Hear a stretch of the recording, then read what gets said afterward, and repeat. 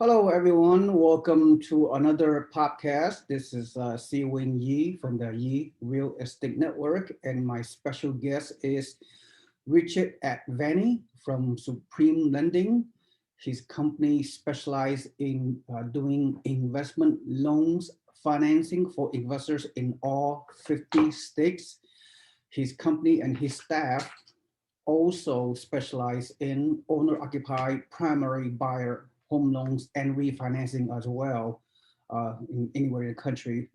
So he does a lot of business in California. He's based out of Southern California, whereas myself, I'm based in Northern California, Bay Area. So today's topic, so as an investor, whether you are new or experienced, you have three choices, right? You have do nothing, do something on your own, or do something with a team, with a network.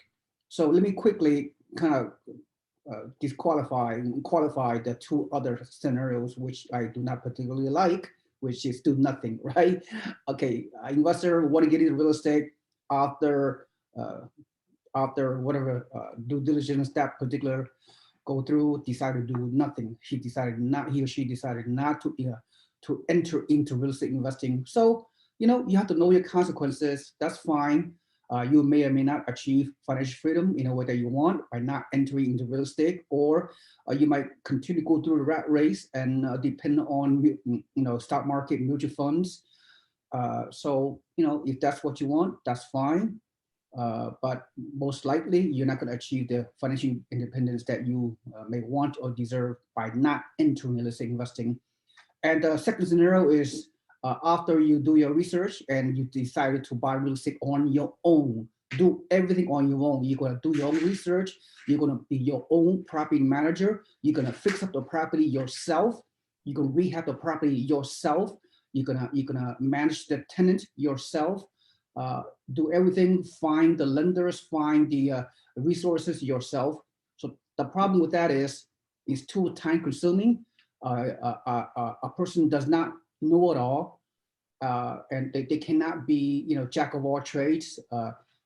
Doing themselves, or either they may not necessarily trust others, or they just trust themselves, and so that's very, very difficult. I mean, especially when you have a full-time job. So the second option, do it yourselfer, again, is not the ideal situation to enter into real estate. And the third and the last option is do something, but hire yourself a team. Be a part of a real estate network. Join a real estate investment club. But the problem is, that itself is also challenging. So let's go through the funnel. And the funnel is, so let's say you're gonna hire a real estate investment club. Depending on where you live, I mean, if you live in California, of course, there are quite a few real estate investment networking club, if you will, that can help you. But if you live in other part of the US, depending on where, if you live in a large metropolitan area, you may be able to find few real estate investment network that you could join. And then if you live in the remote areas in different part of the US, you're going to have a more challenging situation, right? I mean, you have to go out of the way to find a networking club to help you. So now we could go through the funnel. So next question you have to ask yourself is, what kind of niche you want to get into? What kind of real estate you wish to pursue?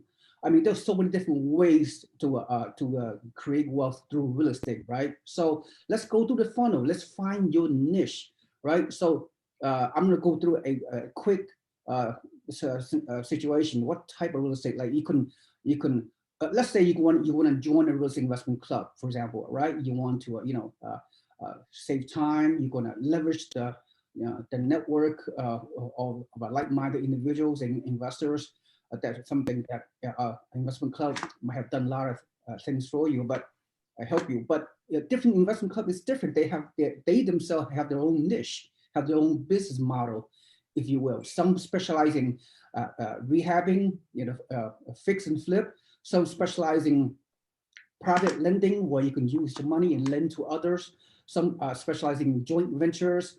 some specialize in commercial investing, multi-units, some specialize in storage, some specializing in buying mobile homes, right? Some specializing in buying single-family homes, investing, or duplex, or triplex, or fourplex, close by or out of state.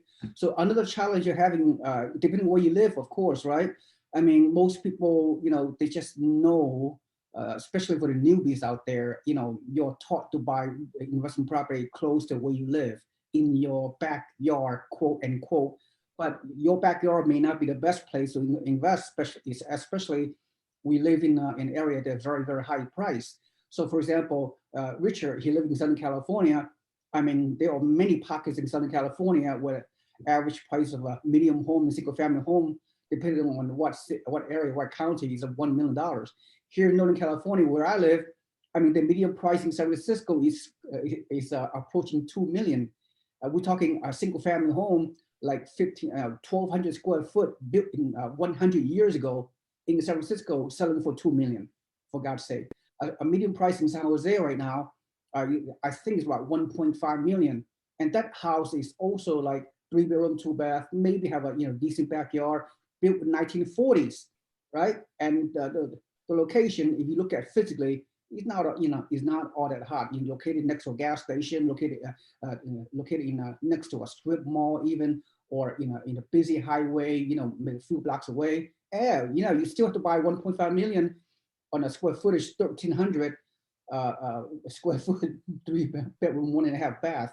So that's how it is. So okay, let's look at the real estate investment club, right? So so you have to find a niche. So then if you again, especially for newbies, it's very hard to enter into fix and flip or whatever, or commercial investing, because we require a lot of sophistication at higher risk with flipping and buying multi-units, require a lot of money upfront or whatever. So so with that in mind, Richard.advani, I'm going to ask you to hear your thoughts, because over the years you have done investment loans for investors in all 50 states. So what has been most of your buyer investors that does financing, since you work with them very closely, where have they bought over the years, and what have you seen based on what I just said? What type of niche, what type of investment club in your experience that works best for most investors out there? Yeah, and so to your point, firstly, obviously sitting and doing nothing is not an option. At least if you want to make any money. Anyone who sat on the fence in terms of investing in real estate in the last 6 to 10 years has definitely regretted it. And though even those of us who haven't sat on the fence, who have been actively buying, still regret not buying more. And I'm sure you can attest to that, SeeWing. And I know one of the other points you brought up, of course, was doing it on your own, and then, of course, doing it with the groups. And I'll touch briefly on doing it on your own as well. Very oftentimes, we have clients that may be working through a group and decide they want to save a buck or two, which is silly in the grand scheme of things, but decide they want to save a buck or two and try to circumvent the real estate group or go out into the open market to find the properties on their own. And more often than not, you end up in a worse off situation for multiple reasons. One of them is, the prices typically on these properties that SeeWing deals with are pre-negotiated. They have a discount built into them, and they save you kind of that hassle. The other thing too is, which is even more important, is it's not as easy as just going to Zillow or going to realtor.com and finding an agent selling a property and then, going and submitting an offer, just because firstly, you don't know if it's a rehab property, you don't know the level of rehab. And, turnkey is not a clear-cut definition in the dictionary that everyone follows these standards, right? Turnkey to some people may be slapping some paint on it, fixing small issues, covering up issues, and then trying to resell it. And the same thing goes for new construction. If you try to go buy a new construction home on the open market, it's near impossible. Now you go try to buy a new construction home on the market as a rental, they shut you down at the door. I mean, call Lennar, call D.R. Horton, call any of the national home builders, and you tell them you're trying to buy a rental, and they'll say no. They're not selling to investors. And what SeeWing's group has been able to do is work with agents or work with the developers to where they do have a secured allotment of investment properties. And the reason why the builders do that is based on that group and that agent's track record, right? If they're pushing out 50 to 60 new construction homes a year, they know that they close, they know that it's obviously guaranteed business, then it's possible to establish those relationships with a builder directly. But you and I trying to buy one home or 3 homes or even 5 homes at once, they are going to shut you down. So, you take all of that into account, and then on top of that, you have to go and find property managers, which involves interviewing them. You have to interview every part of your team there, which people don't realize. It takes a lot of time. But on top of that, you're going to make a lot of mistakes, and you're going to go through bad people to get to the good people, and that costs money. And at the end of the day, the other alternative is going to an established group, and you have pre-negotiated prices, right? And some people say, hey, can we go negotiate? It's already pre-negotiated. You can't. The price is the price. You have pre-negotiated prices. You have trusted teams, and by teams, I don't only mean the person selling the property and the boots on the ground. I mean the property managers, the insurance companies, the lenders like myself. And you really know what you're going to get up front versus, it's kind of like the wild, wild west when you're trying to buy a property right now, period, whether it's a primary home or a rental. And as I said, you throw the rental in the mix, makes it even more difficult. Then you talk about out of state, that adds even another layer of complexity. And, if you're a brand new investor and you're investing out of state and you plan on doing it on your own, know that you're going to make a lot of mistakes. And when I first started investing in real estate 13 years ago, I didn't have or know of any groups or anything of that nature. So I went and bought properties on my own, and I made a lot of mistakes and lost a lot of money. And then one more thing to touch on to your point of what type of market's good based on my experience and what type of investors are buying what. There's 2 or 3 distinct types of markets in the area, in my opinion. You have the high cash flow markets with lower acquisition costs, probably lower appreciation, but really good cash flow. Then you have, properties that have almost no cash flow or even negative a little bit, and you're investing for the growth and the appreciation. And then you have some places in the middle, which, are still new construction potentially. They have good cash flow, or they're newer homes, and their area is experiencing significant growth, the kind of the happy medium properties. Now, which one is the best one to buy and which one is the right one for you? Well, that depends on your specific goals, whether you need cash flow now, whether you're trying to build wealth. And SeeWing obviously will help you kind of fine tune what those goals are. But the answer is the right investment in terms of those property groups is different for each person. And I think the way that you make sure you're making the right investment is knowing what you're buying. I have a lot of clients that only buy sub $80,000 high cash flow properties. They own 30 of them. But it's a little more work than saying buying a new construction home that was, brand new in an up and coming area. And both of those are great investments. Just know one of them may take a little more time.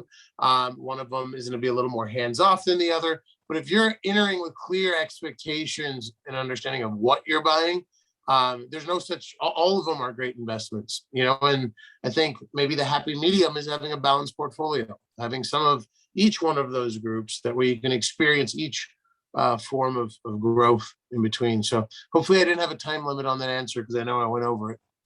No, Richard, you cover in a very good, in a very high level, which that's what we want to hear from you.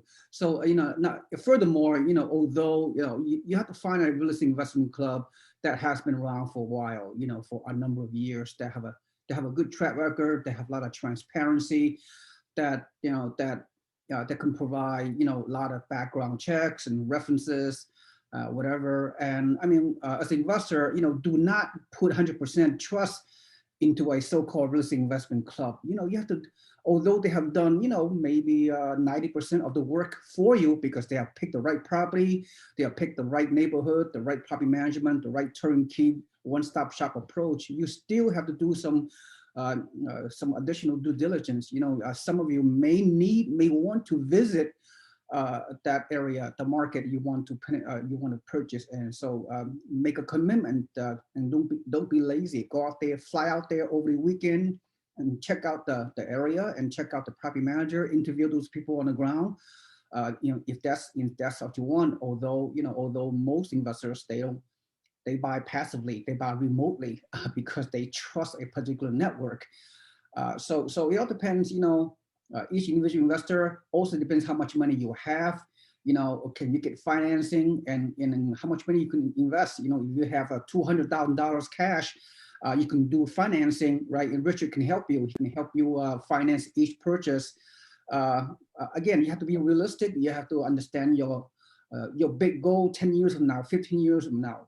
Do you want passive income of $5,000 or even $10,000? Then you have to decide whether you want to buy all cash flow properties in the Midwest, low acquisition costs, a low down payment, and high cash flow, or you care about appreciation. In 10 years from now, you might want to sell those property after a property increase in value, double the value you bought now. So and then you sell the property and profit from the money from your equity growth. So everybody's situation is different. Yeah, so we're here to help you. Richard, he have done multiple loans. Financing, is the key to financial independence because you're leveraging your money. You can buy more property with less money, 20 to 25% down payment mostly. So I think we're concluding on this presentation. Let me see what else they did not cover. Once again, in my mind, most newbies out there, even many experienced investors, you guys are very busy, working full-time job, juggle your families and children and a career or what have you. You have no time to do it yourself, right? And you need to leverage your time, effort, and delegate. Surround yourself with a team of realtors, insurance agents, property managers, and title companies and rehab team and whatever, one-stop shop kind of way. So that's the message we try to push. So again, it takes a lot of work, even though we promote a turnkey passive type of out-of-state remote investing, but you still need some kind of work. You still need to continue to be educated. Continuing learning through YouTube channels, through our podcast and other live events and events and so forth that we put together. So yep, that's our goal. So again, to recap, you have three choices: do nothing as a risk investor, do something on your own, do it yourselfer, or leverage yourself, use a network to help you scale your investment, economize your portfolio, buy in different markets, cash flow markets, hybrid markets, and appreciation market, diversify geographically, and take action systematically and invest for the long term, 10, 15, 20 years down the road, and live off your passive income, or pay down your mortgage debts, or just sell your property in the future and get the profit and pay taxes or otherwise, and achieve your financial freedom at that time. So, Richard, why don't you go ahead and can you recap? Then we'll finish up in the next 1 minute. What are your thoughts? Yeah, absolutely. I mean, just getting back to obviously the title of the podcast, it was, obviously do nothing, do it on your own, or do it with the help of a group. And, definitely don't do nothing. I think that one's off the list. If you do it on your own, we'll see you in 3 or 4 months, because I know. Unfortunately, you're gonna learn some painful lessons. Once again, it's not impossible to do it on your own, but you will learn lessons that will cost you money. And I've learned a lot from the mistakes I've made, so I take that as a positive. But if I could have learned without making the mistakes by having someone's help and had more money in my pocket, I'd probably be even happier. So regardless of what direction you end up taking, do something versus doing nothing. And hopefully, you know, everything that we've spoke about will resonate with you, and you'll see the value in working with a group of professionals that will make the process as smooth as possible. That doesn't mean you don't do your diligence. That doesn't mean you don't do your research still. You still need to do all that to make sure you're making a prudent investment. But instead of blindly walking around, we'll kind of, you know, give you the information and set you off in the right direction. Very well said. Thank you so much, Richard.advani from Supreme Lending. Thank you for attending once again. I know how busy you are. We'll invite you back for our next segment of a podcast very, very soon. Thank you so much. Thank you so much. Have a nice day, everyone. Goodbye. Thank you.